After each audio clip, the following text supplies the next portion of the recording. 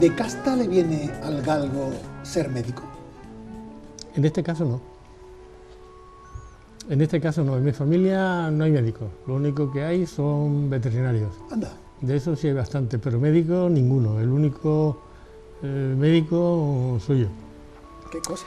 En mi casa mi padre siempre dijo que a él le hubiese gustado más ser médico. Él había estudiado química en Sevilla, era químico. Trabajaba en Córdoba en una empresa de refinería de aceite muy importante. Creo que era uno de los hombres que seguramente más sabía de aceite en España, porque se dedicó toda la vida a eso. Oliva virgen extra. Extra, efectivamente. Y entonces, pues, bueno, como él tenía una titulación universitaria, en mi casa éramos 4 hermanos, pues todo el mundo tenía que estudiar. No se planteó dudas al respecto, ¿no? Los niños, los 4, tenían que estudiar. Además, mi madre en eso lo tenía muy claro. Ella no concebía que no estudiáramos. Eso sí, era una casta, en el sentido de que... Sí, en el sentido tenemos que formarnos. Sí, de los libros, efectivamente. Claro. Y el único problema que se planteó es que, bueno, el ambiente se preparó para que mi hermano, el mayor que yo, fuera médico, y yo estaba entusiasmado con ser químico, como mi padre, porque a mí me gustaba. Y esto se mantuvo todo el bachillerato. Al llegar el momento de entrar en la universidad y empezar la carrera, mi hermano hizo el selectivo aquel común que había en ciencia y siguió en la Facultad de Ciencias, estudió química, y yo estudié medicina, pasé a estudiar medicina. ¿Por qué? Bueno, pues yo no sé, yo creo que a mí me gustaba, creo que también tuvieron influencia amigos. Yo tenía amigos que tenían muy claro que querían ser médicos, entre ellos, por ejemplo, el que luego fue mi suegro, que era médico, incluso con él empezamos a hacer cosas, y quizás esto me llevó a estudiar medicina, ¿no? Quería aclarar también, porque como estamos tratando de ver los orígenes del presidente del Ateneo, ¿no? Claro que sí, digo. Pues, a eso llegaremos, ¿eh? Sí, sí, sí. Evidentemente yo soy andaluz porque mi padre era sevillano, de Utrera, y mi madre gaditana, de Cádiz. ¡Qué mezcla más buena! Sí, y mis abuelos eran de aquí de Málaga. Por Dios. De Torre del Mar. O sea que yo realmente no es que haya venido a Benalmádena, digamos, en cierto sentido que he vuelto, he regresado, ¿no? Qué bien. Y el apellido Lobillo, que es una anécdota que a mí me gusta referir, es muy antiguo, porque lo menciona Cervantes ya en su novela Rinconete y Cortadillo, en la última página, cuando en el patio de Monipodio están reunidos todos los malhechores, llegan esos avispones, los avisadores que tienen, son unos espías, y le dicen al jefe, dice, venimos de Gradas de ver a Lobillo, el de Málaga. Ay, qué bueno. Lobillo está escrito tal y como yo escribo mi apellido hoy. ¿Con B de Barcelona? Con B de Barcelona. ¿O B de Málaga? Sí, o B de Málaga. Y entonces, bueno, pues esto existe, se mantiene así. No sé las vueltas que habrá dado hasta llegar aquí. No he visto yo muchos apellidos Lobillo aquí. Había una tienda de toldos en una boca calle de García Lorca hace unos años que eran toldos Lobillo. Anda. Pero nunca llegué a hablar con este señor. Siempre que pasaba por allí decía, hombre, tengo que entrar para saludarlo y ver a ver quién es y de dónde viene, pero luego no lo hice nunca. Qué bueno. Pero bueno, el apellido Lobillo, que los que se dedican a la genealogía, pues decían que era una derivación de Lope. Pero claro, dice que todos los apellidos que tienen nombre de animales son de origen judío. Pero uno de mis primos, uno de estos veterinarios que te digo, pues él decía que no, que Lope venía de Lopillo. Anda. Porque los apellidos se formaban así. De Bernaldo venía Bernaldez. Este decía que de Lope venía Lopillo. Pero que con la deformación había pasado la P, se había convertido en una B y ya había pasado la B. Bueno, es igual, no me causa ningún prejuicio, aunque fuera judío de ascendencia me da exactamente igual.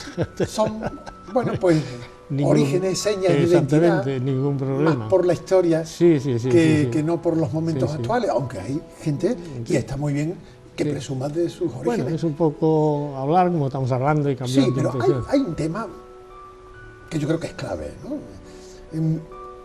Podemos tener el apellido que tengamos y eso nos honra, naturalmente, pero creo que también nos honra el lugar donde nacemos Sí. y donde vivimos. Mm.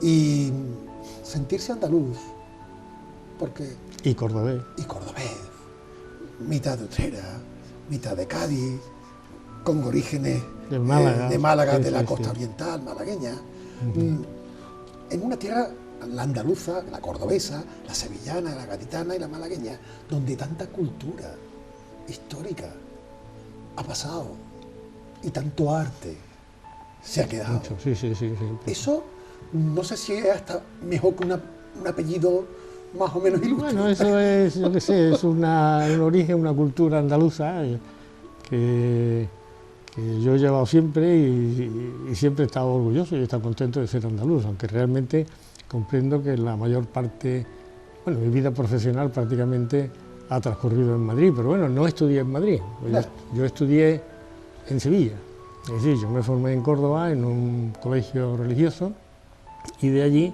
¿Salesianos? en los Salesianos de No me Córdoba, imaginaba. sí, fue donde yo... Yo también he sido salesiano, ¿eh? Ah, muy bien. Y Utrera, más salesiana no puede ser. Sí, bueno, es que mi padre vivía frente al colegio salesiano, por eso.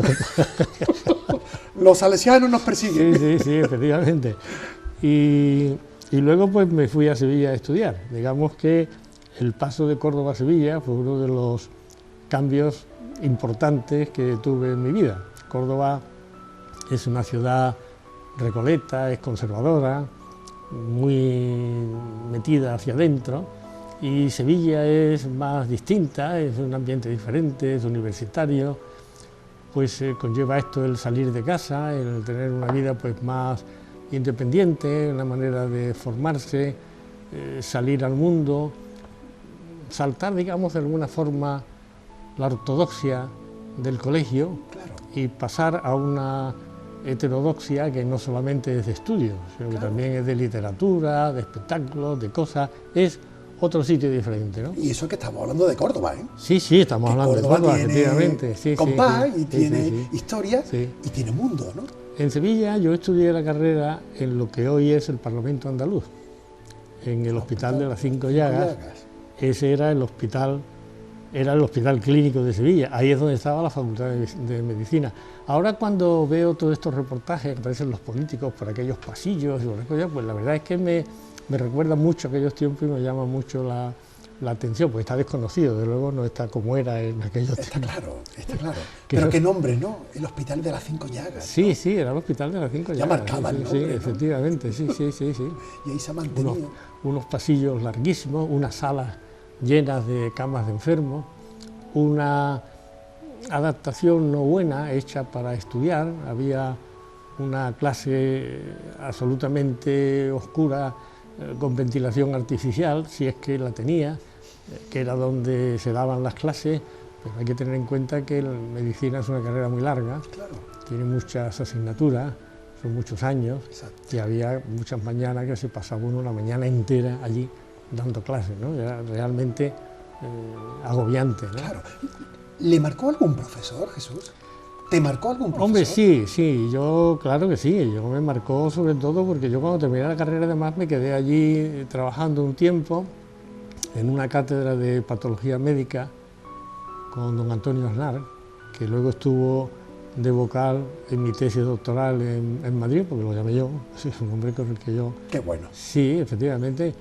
Y bueno, y seguramente más. Precisamente el otro día, cuando estábamos hablando hemos hablado antes de la entrevista esta a Juan Carmona, él habla de Felipe Sánchez de la Cuesta, Justo. que era estudiante en mis tiempos. De mis tiempos de carrera estaba allí. El padre de él era el catedrático de farmacología que había en Sevilla, Qué bueno. don Gabriel Sánchez de la Cuesta. Claro. Entonces, al ver la entrevista, pues me llamó un poco esto la atención. Es que a lo mejor para aquellos que piensen que había tantas universidades antes como las de ahora, pues no. Y hablando de medicina, había 2 focos en Andalucía, Sí, Granada y Sevilla. Y Cádiz. Y Cádiz Cádiz también. tenía una facultad de medicina. Anda, qué bien. efectivamente, sí, Pero sí, sí. también con cierta historia. Más. Incluso Más más. historia, porque en realidad la Facultad de Medicina de Cádiz desciende, creo recordar, del Real Colegio de Cirujanos, Entonces no se que diga es más. una concesión que hizo no sé quién hace privilegio. muchísimo tiempo, efectivamente. Claro. efectivamente. No deja de ser curioso, Jesús, porque eso, con esa trayectoria educativa, médica, viniendo de familiares veterinarios y donde la Facultad de Veterinaria en Córdoba, es santo y seña, Sí, no sí, deja sí, de sí. ser algo curioso, Sí, cuanto sí, menos curioso. Posiblemente, sí, curioso, sí, sí. Porque si hay una facultad clave Sí. en la veterinaria española es la de Córdoba. Sí, porque además solamente había 4 en aquel momento. Una de ellas era la de Córdoba, sí, que era su sitio. Qué bueno. Y eso te dimensionó como hombre de mundo. Es decir, Córdoba ya se quedaba pequeña y había que volar a Sevilla porque al margen de que allí teníamos la facultad, había que realmente mirar más Córdoba, horizonte. Córdoba era un sitio recolecto, era un sitio agradable, pero sí, quizás era un sitio provinciano, más bien, ¿no? Entonces, bueno, ya le digo yo, el cambio a Sevilla fue un cambio a otro mundo distinto, para mí fue un cambio a otro mundo distinto. Y cuando terminé la carrera yo empecé a trabajar en la facultad, como le digo, con don Antonio Aznar. Allí hice mi primera especialidad, que fue la reumatología, que la practiqué durante muchos años, y luego la completé haciendo rehabilitación. Entonces, cuando me marché a Madrid, aprovechando una circunstancia un poco administrativa de un congreso que hubo en Córdoba, pues yo estaba ya, yo me marché de Sevilla a Córdoba. También estuve trabajando en la Ciudad Sanitaria Virgen del Rocío cuando la Jesús, abrieron. no parabas, ¿no? Eran quietos. Bueno, en aquellos años Había que buscarse la vida. Había que buscarse la vida, Pero tanto efectivamente, que y había que creo- aprovechar. Jesús, creo que pocos médicos se colegiaban en los colegios de médicos con 21 años. Bueno, no, efectivamente, es pronto. Es que yo Hay quien empieza la carrera con 21 sí, años. llevo un año de adelanto. Y entonces, pues esto me benefició. Pues yo cumplo años a final de octubre con un año de adelanto. O sea que Amigo. realmente yo entré en la facultad, tenía 16 años de cumplirlo. Eso hoy Era muy joven. No, eso imposible. no pasa, efectivamente, no pasa. Y luego no perdió ni un año. No los perdí, no. Tuve mis suspensos como todo el mundo, Claro. porque un estudiante sin cates es como un jardín sin flores, o sea que yo tuve mis suspensos, pero bueno, por lo menos lo hice en tiempo y lo terminé. Claro. Y entonces el cambio a Madrid, pues fue también un cambio muy grande. Hombre, Pasar de Sevilla a Madrid, pues es otra cosa totalmente Más distinta. distinto, ¿verdad? Claro. Es totalmente diferente, es otro mundo, es otro sitio, es otro lugar, es otra manera de enfocar las cosas. ¿ya era rehabilitador? Sí, sí, sí. Cuando llegué a Madrid, sí. Además, cuando llegué a Madrid, precisamente donde empecé a trabajar fue en el Centro Nacional de Rehabilitación. Y estuve allí unos 6 o 7 años, o menos. Pues yo llegué a Madrid en el año 72. ¿Casado o Sí, todavía sí, soltero? sí, casado y con un hijo. ¿Y ya. con un hijo? Sí, sí, sí. O sea, que carretera y manta. Todo. Y sí. Bueno, en eso he tenido una compañera extraordinaria que todavía está conmigo, me ha durado toda ¿Cómo la se vida. llama ella? Lola. Lola. Y los niños, 3, ¿no? Niños 3, sí. ¿Cómo sí. son? ¿Cómo, ¿su nombre? Uno es Jesús, que es abogado, está en Madrid, otro es Alfonso, que es biólogo, y una hija que se llama Lola también, que tiene un despacho aquí en Torremolinos, que es abogada también. Ningún médico. No, ningún También médico, raro. curiosamente ningún médico, sí, porque eso, todo esto se... Total, que en Madrid, con un niño pequeñito, Sí, efectivamente, estuve en Francisco Silvela hasta el año 76, en que se inició el Piramidón, una vez cuando se murió Franco, fue en el año 76, el concurso se celebró en esos momentos y en el año 76, 77, yo entré ya en el Piramidón, o el Centro Ramón y Cajal, que como se llama, como jefe de sección de rehabilitación, que ya es el trabajo que yo he realizado toda mi vida. qué bueno. Un trabajo satisfactorio, porque realmente entre mis ilusiones estaba trabajar en un sitio grande donde se hicieran muchas cosas. Claro. Y realmente yo en el... Siempre la medicina pública Siempre, sí, siempre. Bueno, he tenido otras actividades, no tan públicas, y he hecho lo que me ha salido de privada, pero vamos, fundamentalmente yo lo que he trabajado en medicina pública.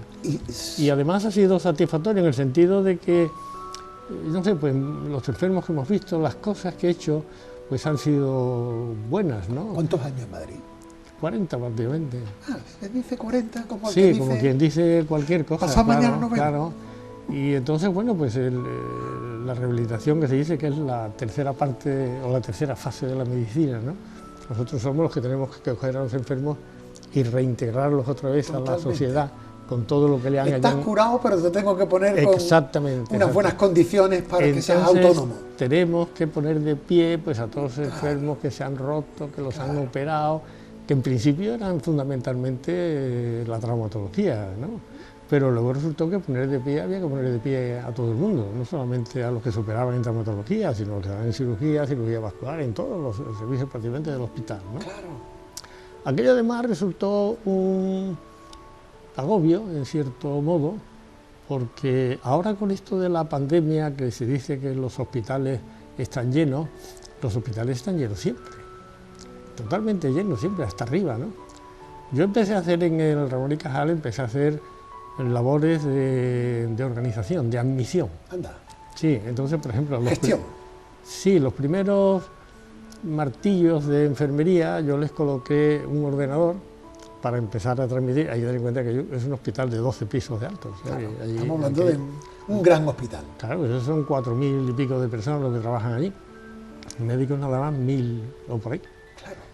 Y bueno, organizamos un sistema para sacar enfermos del hospital, para no agobiarlo, porque claro, todos aquellos enfermos que solo necesitaban rehabilitación, no teníamos necesidad de tenerlos dentro del hospital. La idea es que fueran allí. Nos buscamos otro hospital más pequeño en la sierra, uno de esos antituberculosos que tenían una vida muy pequeñita, muy lánguida. Claro.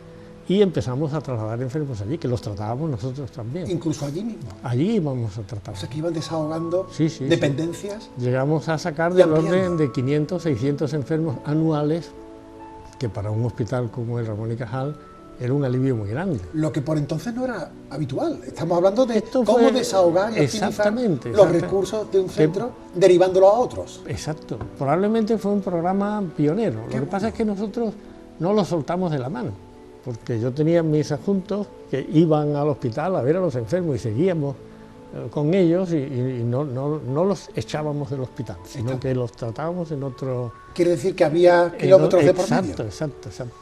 Y hoy me toca aquí y mañana ya. Y íbamos todas las semanas arriba y los veíamos. Me imagino, y los tratábamos. Que toda especialidad médica tiene su singularidad, ¿no? En el caso de la rehabilitación, ¿no? Que a veces no es muy grata, porque a lo mejor se llevan el mérito los cirujanos, que han intervenido y han operado y te han salvado la vida, pero el rehabilitador es el que te pone de pies en la calle. Hombre, efectivamente, y es el que te pone de pie, y es el que te adapta los déficits o las dificultades que tenga, es el que te adapta el aparato, la ortesis o la prótesis que necesitas, es el que tiene que resolver que tú puedas hacer una vida independiente. Sacarte el máximo Entonces, provecho. claro, al principio decíamos solamente era traumatología, pero luego resultó que, por ejemplo, cirugía vascular, que era donde se amputan a los enfermos, los diabéticos ya de muchos años y tal, pues todos estos enfermos también requerían rehabilitación. ¿Los mismos del COVID? Los mismos, efectivamente. Una persona que se tira 90 días en una UBI, hay que sacarlo adelante rehabilitando. Y tienes que tener una rehabilitación respiratoria adecuada con gente que esté ya. En el servicio en el que yo estaba había una sección de respiratorio. Yo me encargaba de la sección de aparato locomotor, que era de lo que hacía.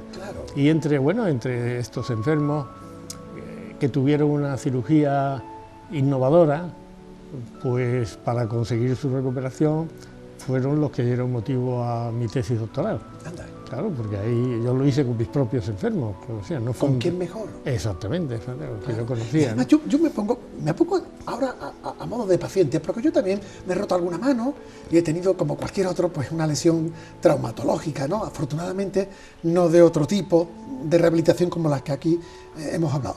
Pero sí que he observado en mi experiencia personal que es una especialidad de constancia, de sacrificio, de mucho amor por parte de los que nos ayudan a aguantar el dolor, porque si aguantamos un poquito de dolor, vamos a salir un poquito más adelante. Y que la rehabilitación es mucho pundonor y mucho sacrificio. La rehabilitación es como toda la medicina, es una entrega, Claro. porque realmente la medicina es una entrega a los demás, es un servicio a los demás, ¿no? Claro, Y claro, dentro de este problema no solamente existe una rehabilitación, digamos, de tipo físico, también existe una rehabilitación psíquica y una rehabilitación mental. que a veces es más importante, ¿no? Yo ahora, y ya estoy jubilado, ahora estoy viendo cada vez con más claridad, y ya lo tengo explicado y publicado encima, que la rehabilitación psíquica es tan importante como la física, porque los trastornos que produce la depresión, Claro, la angustia, el miedo, claro. esos factores son tan importantes como los que produce una operación, un golpe, exactamente igual. Claro. O sea, en realidad, cuando los pacientes se mueren, es cuando llega ese momento último de la vida en que ya no existe una actividad, ya no existe una toma de decisiones, y en ese momento es cuando las defensas se bajan y cuando el organismo se acaba, ¿no? Claro. Yo creo que esto es muy interesante y es lo que vamos ahora Claro. preconizando a todo el mundo, ¿no? ¿Algún paciente que no se le haya borrado de la cabeza? Hombre, sí, hay mucho, porque la verdad es que uno se queda con gente, aunque también es cierto que yo cuando muchas veces la gente me saluda o me reconoce, claro, es más fácil que el enfermo reconozca al médico que no que el médico se acuerde del enfermo. Claro, porque el médico se queda grabado. Sí, pero de todas maneras hubo algunos hitos, como estos que hemos hablado, de la tesis, que eran los enfermos que eran sometidos a una intervención, había que operarle, o tenían un cáncer, por ejemplo, en pelvis, que es un hueso fundamental para la estática y para andar, ¿no? Y entonces, bueno, pues esto tuvimos que arbitrar una serie de circunstancias para explicar de qué manera, pues claro, si se opera a un enfermo y no puede volver a hacer una vida normal, pues prácticamente es que no vale la pena, ¿no? Estamos. Y entonces esto me interesaba mucho porque yo había hecho algunos trabajos ya sobre la marcha, la forma en que andamos, en que nos movemos, y la marcha no es un problema de musculatura. Es decir, nosotros no andamos con el impulso de nuestros músculos, andamos gracias a las leyes de la física, Qué bueno. que no tienen nada que ver. Claro. La musculatura solamente sirve para evitar el desequilibrio y que nos caigamos. Estamos. De manera que nosotros, cuando ponemos en pie en el suelo reacciona, y por eso también una fuerza, y la fuerza resultante pues es la que hace que el cuerpo vaya en esa dirección. Claro. Y antes de que se caiga, lo sujetamos. Pero realmente, aunque yo he recomendado y a todos mis enfermos, y se los recomiendo, que anden mucho, porque es muy bueno, Claro. pero la marcha es un ejercicio de mantenimiento, Qué pero bueno. no es un ejercicio de gasto muscular. Qué- Entonces, bueno, pues todo esto, yo por eso digo que a mí me resultó satisfactorio el estar en Madrid y el estar en el sitio en el que yo estaba. Pues yo con estas cosas pues disfruté mucho. Digamos que te Me- desarrollaste, te realizaste. Sí, efectivamente. Y además, toda esta tesis la hice con un gran amigo mío, que es un catedrático de la Facultad de Medicina Médica, que es malagueño también, por cierto, y que ha venido aquí al Ateneo a dar alguna charla, pues un hombre... Qué bueno. Claro, Bueno, Madrid tuvo otros aspectos también, no solamente los profesionales. también los artísticos, los culturales. Los culturales, Claro, por ejemplo, claro, muy claro. importante, el teatro, Claro, una cosa magnífica, el teatro, la música. claro. Yo tenía entre... Es que estábamos en el lugar de eso, de la plaza de la corte y reino. Sí. Yo tenía entre mis enfermos al catedrático de música de la Autónoma, que estuvimos organizando conciertos, traía orquestas del Este durante mucho tiempo.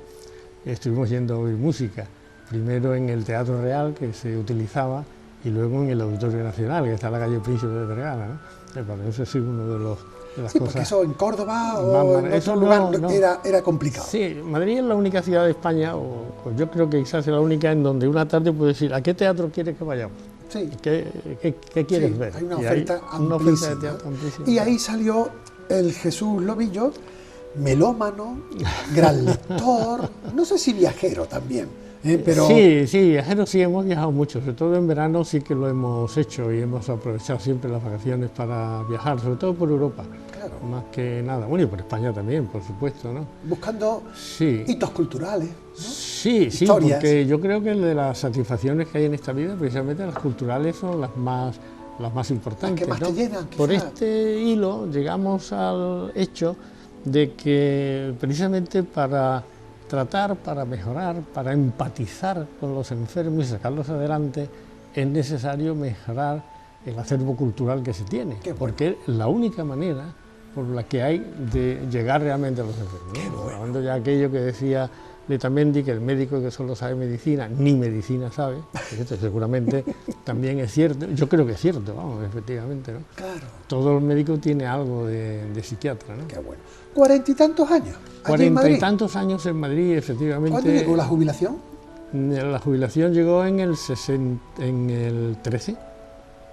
¿Deseada o indeseada? No, deseada ya. Aunque realmente se habían estropeado mucho las cosas administrativamente en el hospital, o sea, la época madrileña de Esperanza Aguirre no fue buena para la medicina pública, esto es cierto, la prueba está ahora mismo en el fracaso ¿Ha que ha habido habido. alguna época buena de 30 años para acá para la medicina pública? Hombre, yo cuando llegué al Piramidón estaba mejor. Pero eso Y no, luego, claro, de hace 30 años, claro, hablo, ya, eso de antes. Efectivamente, eso Digo, de antes, 30 para acá. sí, y ahora Hay quien dice realmente- que a la democracia no le ha sentado bien, o a la medicina pública no, No, le yo ha sentado creo bien que son... la democracia. No, yo creo que son puntos de vista. Son puntos de vista. Yo lo he dicho siempre, yo creo que el PP no le interesa la medicina pública porque ellos creen que no es la forma de hacer la medicina. Es un punto de vista personal de ellos, ¿no? La medicina pública, bien desarrollada, con derecho a todo el mundo, a mí me parece que es la mejor, porque el médico cuando mejor trabaja es cuando no tiene ningún condicionamiento con su paciente, es cuando está perfectamente libre, ¿no? Claro. Y bueno, pues estos son etapas. Hombre, Jesús, Trabajado yo, y yo ya- soy de ya la mejoró. idea de que hay cosas que son básicas a la hora de recibir como ciudadanos. La educación y la sanidad. Sí, yo creo que son Y fundamentales. mientras que la sí. sanidad y la educación están más protegidas por los Debe- poderes debe- públicos, Debería estar más protegida ¿verdad? por los poderes públicos, sí, ¿eh? Porque efectivamente. a mí lo que me extraña es que esté habiendo lugares como Málaga, y no lo digo en negativo, pero sí que me extraña en cuanto a las cifras de que hoy día se tengan más camas privadas que públicas. No me cuadra. Sí, bueno, y sobre todo por la forma también de hacer las cosas. Yo lo que he observado, o quizás lo he observado al ser ahora paciente Amigo, y no estar sentado al otro lado de la mesa, Sí. pues entonces yo veo que realmente el médico está como desaparecido, no existe. Usted no va a ver al doctor fulano, que es el que lo está viendo toda la vida, que tiene simpatía y que lo busca y tal. No, sino que uno va al médico, el médico cambia constantemente. La última vez que fuimos amigo. a urgencia, Hemos pues deshumanizado un poco la tuvimos que medicina. ir a urgencia al hospital Victoria, ¿no? Se llama, de Málaga, El de Málaga, Virgen de la Victoria. Virgen de la Victoria. El clínico, por Sí. llamarlo. Las urgencias las han mejorado mucho, están francamente bien, están muy bien organizadas, te llaman, no sé qué. Pero números, Claro, al número tal, al número, el nombre del médico no aparece por ninguna claro. parte. ¿Y el tiempo? Número y tiempo. Sí, efectivamente, ¿no? Entonces, claro, yo comprendo que quizás la medicina se esté industrializando, es posible que ese sea el tema, ¿no? A lo mejor hemos perdido esa cara humana, ¿no? Y los tiempos No nos lo van sé, mecanizando, ¿no? porque al final la relación del médico con el enfermo siempre es cosa de dos, Claro. no puede ser de Y otra nunca manera. mejor dicho. Y nunca mejor dicho. Efectivamente. Por tanto, fue deseada porque consideraba, No, hombre, Jesús. y porque ya era mayor. exacto, ya tenía vivir, que se había ya. cumplido la etapa. Sí, claro. Y que había disfrutado Claro, dentro sí, de sí, lo sí. que cabe. Sí, Que me he había realizado. muy bien, había realizado, había hecho mi carrera, había tenido un buen puesto de trabajo, había conseguido La familia llegar para adelante. en el escala docente al Claro. grado más alto que había. Sí, estaba todo perfectamente bien. Y Y dice entonces me jubilo y me vengo. Porque ya había estado por aquí. Sí, yo tenía un apartamento aquí, al que venía mucho. En Benalmádena. Pero entonces lo que hicimos fue decidir que en vez de vivir en Madrid y seguir utilizando el apartamento, decidimos venirnos del todo, Del tirón. del tirón. O sea, Y ya está. terminamos Sí, vendimos la la profesión casa. y nos vamos a la devoción. Vendimos la casa que teníamos en Málaga y nos vinimos aquí, nos compramos un piso un poco mayor y me puse a buscar trabajo. ¿Y por qué Benalmádena? Vamos a ver. ¿Qué tenía Bueno. Benalmádena para que uno dijera los últimos años de mi vida o los que vengan por No, delante? yo a la Costa del Sol había venido siempre, durante toda la vida. O sea, a mí la Costa del Sol es un sitio que me gustaba. Yo veraneaba aquí en Estepona, por ejemplo, iba mucho, y era un sitio que me gustaba. Tenía un residente malagueño, que por cierto lo he invitado a venir al Ateneo, pero que con esto de la parada pues La ha habido pandemia ha habido dichosa. que suspenderlo Claro. todo. Y yo me acuerdo que me lo dijo, el sitio bueno es Benalmádena. Amigo. Oh, me parece muy bien. Y luego yo tenía una sobrina aquí, que fue la que me buscó el apartamento de comprar, o sea, que fue relativamente sencillo. Y lo que pasa es que la Costa del Sol tiene una vida, ¿cómo te diría? Que no para en invierno. O sea, la mayoría de los pueblos de costa a los que vas, si pasas en el mes de agosto son una gozada, pero si pasas en el mes de octubre, ya se acabó la temporada. Pero hablamos de ambiente, ¿no? Ya está, de ambiente. Sin embargo, de clima es lo contrario. Bueno, de clima el A mejor. mí me encanta hibernar en la costa. Sí, pero este clima es el mejor. Claro, por eso. Claro, esto es ideal, claro. Y no vea Córdoba, Hombre, no veas Córdoba y no veas Madrid. la fábrica del calor. Y no veas lo que son los gastos en calefacción. Estamos. ¿Sabes? Eso Porque tanto en sí, Madrid sí, como en sí, Córdoba sí, tenemos sí. los dos extremos. Efectivamente. Yo sí, me sí. hice yo una mili Sí. en el Bacá, allí en Ferramuriano. Sí, había ese A calor. 10 no, era frío. Era 18 frío. grados bajo cero, pero luego Sí, llegaba sí, el verano y se caía la gente Y te descharras completamente. Sí, deshidratada. sí. Total, Pues sí, que se vino a la yo, Meca. Sí, me vine aquí y efectivamente aquí empecé a buscar trabajo. Algo tenía que hacer. Actividad. Porque ya, Sí, vale. no pensaba que fuera a ser tanta. Al final se ha convertido como un trabajo. Al final realmente sí, se ha... 2013, 2012, 13. 13, Es eso en el es. 13. o sea, Y nada, el- 7 años. El Ateneo se fundó en el 16. 16, me parece que fue. Claro. Sí. El Ateneo lleva 4 o 5 años funcionando.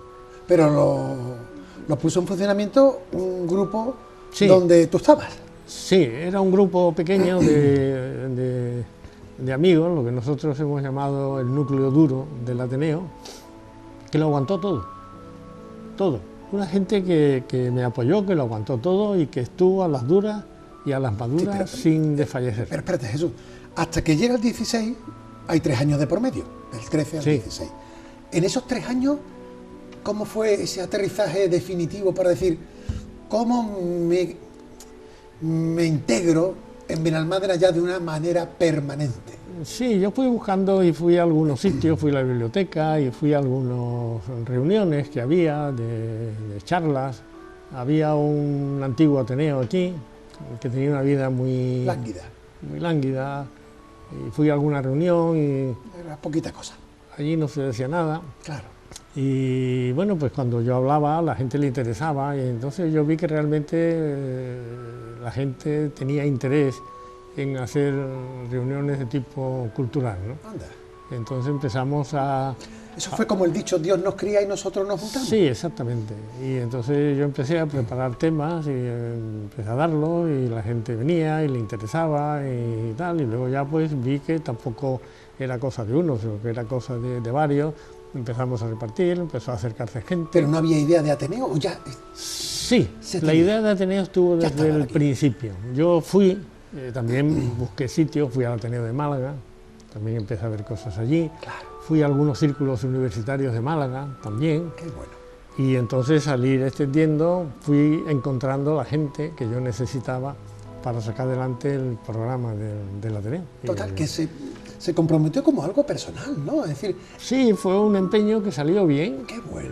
un empeño lúdico, porque realmente lo hicimos porque nos gustaba y Vamos a ver. porque nos gustaba repartir. Jesús. Digamos. Es lo que estamos hablando de la dedicación de la medicina a los demás. Exacto. Esto es otra forma de la medicina, otra fase de la medicina que se dedica ahora a todo el mundo. Sí, pero tú eres un caso muy bueno como ejemplo para aquellos que cuando llega la jubilación parece como si ya la vida se hubiera terminado y pasamos de la vida activa a la vida contemplativa, a la vida pasiva y ahora pues, ay, quiero hacer... Y saliste de Poncio y te metiste en Pilato.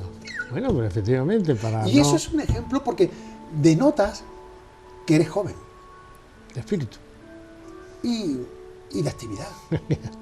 Bueno, Porque sí, el espíritu a veces sí es bueno, pero hay que acompañarlo con la actividad que se tenga. Y el hecho de decir, vengo aquí, hartito de trabajar, con 40 años de trabajo que me he realizado. Benalmádena, donde aquí lo bueno es el sol, vivir la vida ociosa, el golf, la playa, andar. La verdad es que a mí me gustaba el planteamiento, me gustaba la idea y me ayudaron mucho, me empujaron mucho. Estaba alrededor porque ellos querían y la gente quería. Y bueno, no, porque tiene que hacer. Luego fue un follón. Se unió el hombre con las ganas de comer. Que si fundar el Ateneo, que había que ir a no sé qué oficina, papeles. Bueno, fue un pequeño. Algo hay que hacer en la vida. Hombre, algo hay que hacer en la vida. Y si me motiva y me gusta. Sí, sí. Claro, ¿y qué decía Lola? No, Lola tiene sus actividades. Ah, no para también. No, efectivamente. Lola pinta. Anda. Y ha hecho varias exposiciones. Hizo una aquí en la Casa de la Cultura. Qué bueno. Hizo otra en Torremolinos. Y ahora ya ha montado su propio estudio de pintura. Bueno, y se dedica. Iba a la escuela municipal que hay frente a Loboide, donde se celebra el Ateneo. Qué bien. Allí hay una escuela de pintura. Qué bueno. Ella iba allí, además pinta muy bien, pinta maravillosamente bien. Y ahora ya tiene su propio estudio y sigue con una gran actividad y con un entusiasmo. Ella sí que es joven. No, vaya dos. Yo diría vaya dos. Porque qué bueno luego sentarse a la hora de comer o en la sobremesa y decir lo que he hecho, lo que estoy haciendo y lo que me gustaría hacer. Sí, tenemos un ritmo de actividad. Qué Yo siempre he dicho que mi mujer y yo pues somos la unión del arte con la ciencia. Qué bueno. Es una cosa curiosa, pero esto sí que nos ha sobrellevado y yo creo que estamos muy contentos. ¿Ella la pintura la había desarrollado en Madrid o no? Sí.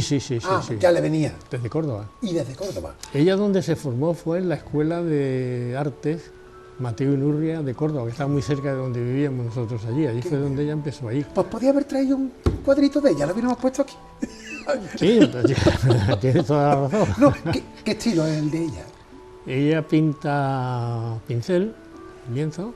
¿Y paisaje o bodegón? Bueno, pone por delante. tuvo su época de bodegones, luego está teniendo época de paisaje. Lo que mejor pinta ella es retrato. Bien. Retrato, tiene unos retratos preciosos. Pues eso no lo hace cualquiera. No es fácil hacerlo, no lo hace cualquiera. Entre Lola pintando, tú creando el Ateneo, con tu arte y afición a la música, a la lectura, a las conferencias, a las tertulias, a las charlas. A la charla, a leer. Claro. A leer y a saber cosas. ¿Cuántos años de Ateneo? ¿Desde el 16 hasta ahora? Pues desde el 16 hasta ahora son 5 años. ¿Y el balance? El balance es muy bueno. Ateneo libre de Benalmádena. ¿Por qué libre? Porque salimos o retomamos la idea de un Ateneo con mucha sujeción y nosotros queríamos un Ateneo libre. Realmente es una redundancia, porque los Ateneos deben ser libres. Pues sí. Está claro, pero no obstante nosotros machacamos un poco más. Bueno. Queríamos tener un Ateneo libre. Y bueno, lo hemos conseguido. Tenemos nuestros problemas también, como es natural, pero bueno. Eso... ¿Y quién no tiene problemas? ¿Quién no tiene problemas, efectivamente? Sí. Por tanto, el balance de estos 5 años... El balance es bueno, ten en cuenta que en 5. 4 años ya me han hecho Benalmadense del año. ¿No? Eso lo había dejado para el final, me iba a haber traído la estatua, que la tienes allí. Eso iba a decir. Allí en casa. Vamos a ver, es que yo digo una cosa. Un hombre que lleva aquí ya fijo viviendo desde el 2013. 13, sí. En 7 años, ¿mucho ha tenido que hacer por Benalmádena? para que le den tal honor? Bueno, he llenado culturalmente un programa miércoles a miércoles y tenemos una asistencia de 30 o 40 personas todos los miércoles. Los días buenos llegan a 50. ¡Qué bueno! O sea que realmente ha habido una respuesta. ¡Qué bueno! Yo entiendo que es un trabajo, que es un trabajo, porque hay que buscar a la persona. Claro. No solamente la gente va a oír la charla por la personalidad del que habla, pues es un amigo, por el tema, hay mucha gente que es que le interesan los temas, o por el prestigio de la persona, que no es un amigo, pero que es un hombre prestigioso. Todas esas cosas son las que hay que reunir. Claro. Para reunir esas cosas, pues hay que ir a los sitios, hay que integrarse en otros sitios para atraer luego a gente. Claro. Pero para mí es una labor satisfactoria, agradable. Claro. Y sobre todo, ya no solo para uno, sino para un municipio que se enorgullezca de contar con un círculo, con una entidad que sea motor de cultura, Sí, yo de creo conocimiento. que es importante. Yo creo que para Benalmádena Claro. es importante tener un círculo así. Y yo pienso que las autoridades culturales del ayuntamiento lo han entendido, y lo han sabido. De hecho, cuenta el Ateneo con cierta protección municipal, ¿verdad? Sí, el local, nos dejan el local, es lo único, porque nosotros no recibimos Ya nada. es importante tener un Hombre, local. no, por supuesto, un sitio donde reunirse, no cabe la menor duda.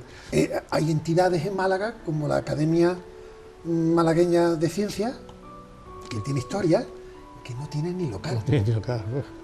Sí, o sea que siempre el sabio miró atrás y vio que el otro iba recogiendo lo que él iba tirando. Sí, bueno, esas cosas ocurren. Hombre, aunque dicen Nosotros, que las entidades las hacen sí, las personas, pero también sí. el tener una sede. Sí, nosotros hemos tenido en ese sentido la atención y la protección del ayuntamiento.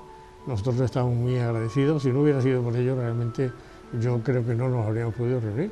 Es una cosa que está Lo clara. que pasa es que al ayuntamiento se le apareció la Virgen con ustedes, Bueno, con vosotros.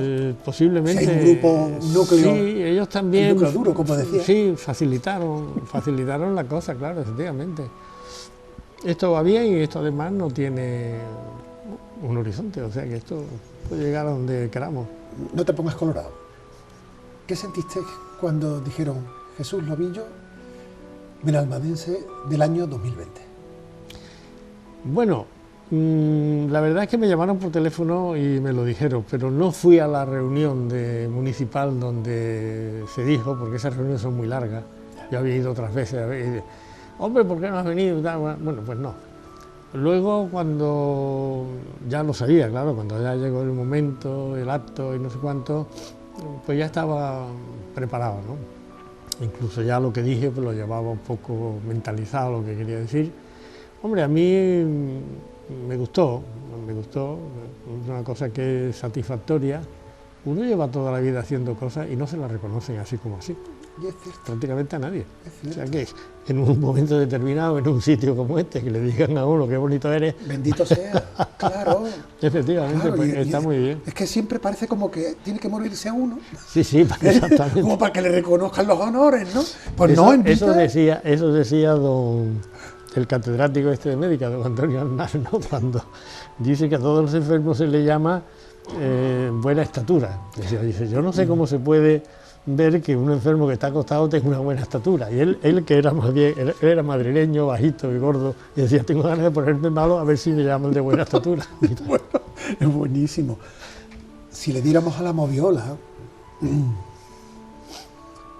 y, no sé, nos fuéramos a esa Córdoba, ¿no? Natal, del niño que correteaba, ¿por qué barrio? Yo nací en el barrio de San Pedro, estoy bautizado en San Pedro, pero luego donde yo viví, donde estaba mi casa, fue en el barrio de Santa Marina, Claro. donde nació Monlete. Nació en La Lagunilla, estaba muy cerca de la Claro. casa donde yo vivía. El niño que correteaba a Jesucillo o Jesucito, no sé si soñaba o no, pero si soñaba con llegar a momentos tan buenos como sentirse un hombre realizado, con su familia perfectamente consolidada, con una profesión donde no solamente la he trabajado, sino la he disfrutado. Y eso es un don, ¿verdad? Y luego para colmo le ponemos la guinda, que el jubileo donde uno podía estar jugando al golf o navegando en Benalmádena, por llamarlo así, me dedico a crear un Ateneo. Jubilado viene de júbilo, o sea que realmente yo creo que es importante. También es verdad que después de pasar toda la vida, porque uno se está formando toda la vida, esa formación de tantos años de trabajo, de lectura, de espectáculo, de música, de teatro, de viajes, de siquiera, por algún sitio tiene que salir. No puedes llegar a jubilarte y quedarte sentado en tu casa en una silla. Todo eso tienes que dárselo a los demás. Te satisface que los demás lo conozcan. Lo insólito en este caso es que además se haya reconocido. Eso es lo grande del tema, ¿no? A veces cuando hablamos de cultura, ¿no? La cultura no es cultura si esa cultura no se ofrece generosamente a los demás. Se convierte en un conocimiento personal, individual, hasta egoísta, digamos, ¿no? La dimensión de la cultura está en ponerla a disposición de todos. Sí, con ciertos retoques, ¿no? Porque cultura es todo aquello que adorna o que embellece a la naturaleza. Qué bueno. Esto lo aprendí en el primer año de carrera, ¿no? Me gustó tanto que no se me ha olvidado. Qué bueno. Y entonces efectivamente hay que servir eso, pero hay que servirlo, como diríamos, cocinado, preparado, arreglado. Presentado, y va muy bien, ¿no? Claro. Ahora estamos haciendo esta especie de Ateneo online. Toda la semana publicamos una colaboración, un artículo nuevo, y bueno, pues está funcionando. La gente lo lee, mucha gente me llama, me manda un correo, que bonito, que no sé cuánto, en fin. ¿Que no paráis? No hay por qué parar. Ojo, que vienen los años cabalísticos, y sobre todo después de la encerrona que hemos tenido con esto de la pandemia, ¿no? 2021, que para el caso del Ateneo puede ser muy cabalístico, porque son 5 años de historia, y después de un año donde ha habido cierto aletargamiento, entre comillas, por las circunstancias de la pandemia. ¿Se prepara ya algo para ese año que no hay, y que se suele decir, no hay quinto malo? Para reempezar. Reempezar será o conmemorar. Sí, pero bueno, lo haremos porque todo lo que teníamos dispuesto está ahí y podemos tirar de ello. Incluso ya teníamos preparada la temporada siguiente o parte de la temporada siguiente. Fallarán algunas cosas, pero otras saldrán adelante. Seguiremos marchando, esto no se va a parar. El único problema que tengo ahora mismo es que ya tengo que buscar a alguien que tome las riendas del Ateneo. Llevamos 5 años al frente. Pero yo no voy a estar aquí toda la vida. No. Hay que ver un poquito los toros desde la barrera. Claro, efectivamente. Que también hay que ver que otros livien y exactamente. Y uno que disfrute un poquito. No, pero hay gente muy buena, donde en el grupo que tengo hay gente muy buena y gente que se prestará a hacerlo, creo que sí. ¿Cómo hacemos para que la juventud se acerque a los círculos culturales como los Ateneos? ¿O esto tiene ya una edad? Bueno, no sé, es que este es el problema que se plantea no solamente en el Ateneo nuestro, en todos los Ateneos andaluces. Nosotros formamos parte de la red de Ateneos, de la Federación de Ateneos de Andalucía, y este problema lo tiene todo el mundo. Y lo que no saben es si hacer programas o series culturales más para jóvenes o ponerles otro tipo de atractivo. La cultura es la cultura, y la cultura debe ser seria y tiene que estar bien hecha. Tampoco se puede banalizar demasiado. ¿Pero la cultura tiene edad? Yo creo que la cultura no tiene edad. Lo que hay que mejorar es yo creo que lo que hay es que mejorar la educación, es decir, los elementos culturales que pueden... Queríamos mejorar la sanidad y ahora mejoramos que pueden la educación. Influir, los elementos que pueden influir, como es por ejemplo la televisión, amigo, pues yo creo que deberían de jugar un papel mucho más importante en el desarrollo de esa cultura, en ponerla más al alcance de todo el mundo y al alcance de la gente joven, ¿no? Yo creo que eso es... yo creo que elementos hay cosas y podemos hacer cosas, pero lo que tenemos es que realmente darnos cuenta de ello. Que el dedicarse a la cultura es un entretenimiento como otro cualquiera y que es muy satisfactorio y beneficioso para todo el mundo, pues aquí está el Ateneo Libre de Benalmádena, lo ha hecho, lo ha conseguido y ha conseguido tener un público, un sitio. Lo que pasa que al escucharte, Jesús, la cultura no se está convirtiendo, en función de los tiempos, en algo que cada vez está siendo más elitista. ¿Y de qué sirve que tengamos títulos universitarios o tengamos niveles y luego vemos lo que pasa? Sí. Eso no es sinónimo de cultura, eso es sinónimo de titulitis. Sí, eso es otra cosa distinta. Y la cultura es otra cosa. Es otra cosa distinta, sí. La cultura es pensar, pensar en cómo disfrutar o hacer que la vida sea mejor.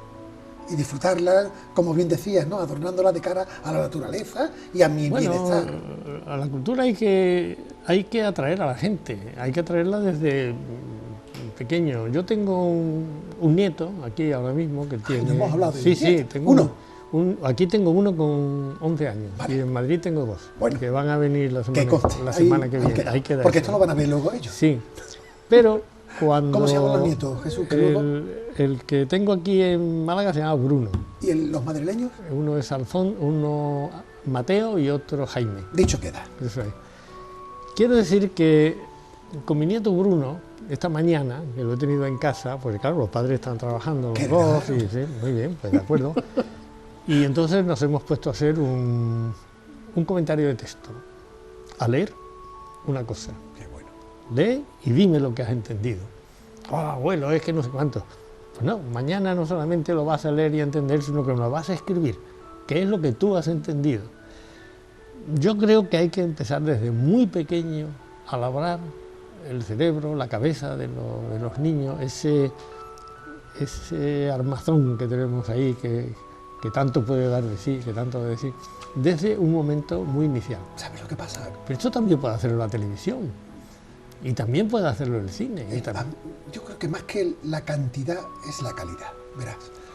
¿De qué sirve que pintemos un conocimiento de blanco si luego esa persona está asimilando ese mismo conocimiento con otros medios y le ponen otros colores? Y vemos que sobre una misma cosa, según el cristal con que se mire, hay distintos colores. ¿Con cuál nos quedamos? ¿Con el que más bombo tiene o con el que ha provocado en ti una motivación especial? Y ahí estará quizá la dificultad en que, ojo, te van a decir muchas cosas, pero esto es la verdad del barquero. Entonces, habrá primero que aprender a saber discernir. Claro, efectivamente, es que desde la enseñanza primaria lo que se trata es de formar al individuo para que él opine. Exacto. Para que él pero tenga... es que parece que opinar hoy los tiempos no están... Bueno, pero es que hay mucho prejuicio. Claro. Hay mucho... Bueno, un ejemplo que tenemos es la falta de empatía, es en la vida política, por ejemplo. ¡Buah! Hay una falta de empatía. Totalmente, ¿no? Totalmente. Es decir, para decirle a usted a un señor que no está de acuerdo con él, no es necesario que lo insulte. No, por Dios. Hay 20.000 maneras de, la mejor manera de decirle que no están de acuerdo y ya está, ¿no? Es no insultar. No insultar, claro. El mejor insulto es no insultar. Efectivamente, ¿no? Entonces, los políticos no se dan cuenta, pero están dando un ejemplo malísimo a toda la población nacional. Esos discursos. Por Dios. Todos los que nos han contado la historia en la Segunda República, los discursos, que eso era importantísimo, todo el mundo cuando hablaba. Una oratoria. Una hazaña que convencía hablando a toda la Cámara.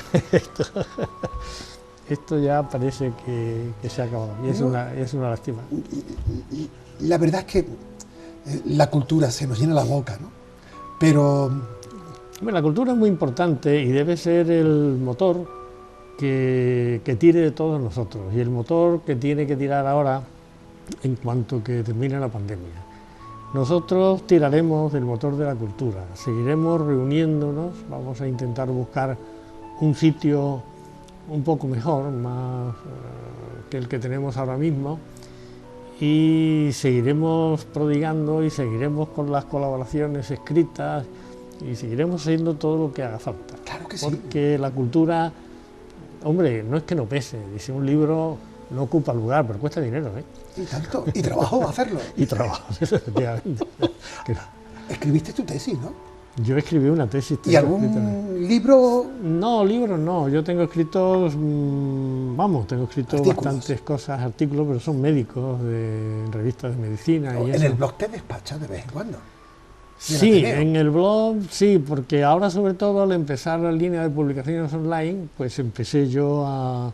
Hombre, yo empecé a dar ejemplos, los 5 o 6 primeros los he escrito yo, luego ya tiré, empecé a buscar y ha empezado la gente a funcionar. Tengo escritos más que seguramente cuando falten irán saliendo los míos ¿Y no te ha surgido la inquietud de escribir algo? Un libro, sí, mi hija me lo dice. ¿Cuándo te vas a dedicar a escribir? Escribir un libro no es fácil, es muy difícil, es más difícil que hacer una carrera. ¿Seguro? O que hacer una tesis doctoral. Depende del tema, ¿no? Hombre, depende del tema. Es que, claro, si el tema es exclusivamente médico, como se escribe una tesis doctoral, de esas te puedo hacer unas cuantas, si quieres. Pero eso es muy no sectorial. es ningún problema, pero eso no le interesa a nadie. No. No se trata de eso, precisamente, ¿no? Digo eso porque hay un médico en Málaga, Federico Soriger, te sonará posiblemente, escribe mucho en Sur y ha escrito ya, una vez jubilado, también es jubilado como tú, pero jubilado de júbilo, ¿eh? Y este hombre ha descubierto su pluma una vez que ha dejado el bisturí, por decirlo así, ¿no? A lo mejor puede ocurrir que te descubras. Bueno, yo no te digo que, por ejemplo, no es la primera vez, porque me acuerdo que en los últimos tiempos que estuve en Madrid, pues también estuve colaborando con el Colegio de Médicos, pues hubo una temporada en que todos los meses salía un artículo mío en la revista del colegio. Claro. Y ahora, con lo del Ateneo, he empezado otra vez a hacer pequeños artículos, y los artículos de presentación que hago al principio, aparte de las charlas, pues yo las mías las escribo enteras. Qué bien. Y las pongo en el Ateneo. Eso es escribir también. Sí, eso es escribir también. Claro, claro. ¿Cómo invitamos a los benalmadenses a que se aprovechen de este diamante que tenemos aquí, que lo vamos puliendo, como es el Ateneo Libre? Hombre, pues yo creo que el Ateneo se va a ofrecer en todas sus posibilidades. Los benalmadenses hasta ahora creo que han respondido y yo pienso que seguirán respondiendo. Muchas veces nos dice que lo que nos falta es publicidad, porque para llegar a más sitios, hombre, siempre falta publicidad, eso es una cosa impensable. Pero un grupo de gente, porque esto que te he hablado antes es el núcleo duro del Ateneo, pero ya lo dije cuando recibí el premio, que un núcleo mucho más amplio, más flexible, es toda la gente que va a vernos, o a oírnos, o a discutir, o a charlar, a aprender, todos los miércoles allí. O incluso los que nos siguen, o los que se interesan, o también encuentro mucha gente que me dice, no, si yo lo recibo, y yo, que sabe que estamos actuando. O sea, qué bueno. Hacemos lo que podemos. Ha sido un placer, Jesús. Lo mismo te digo. Que no nos falte la cultura. Efectivamente, que no nos falte la cultura. Muy bien, muchas gracias.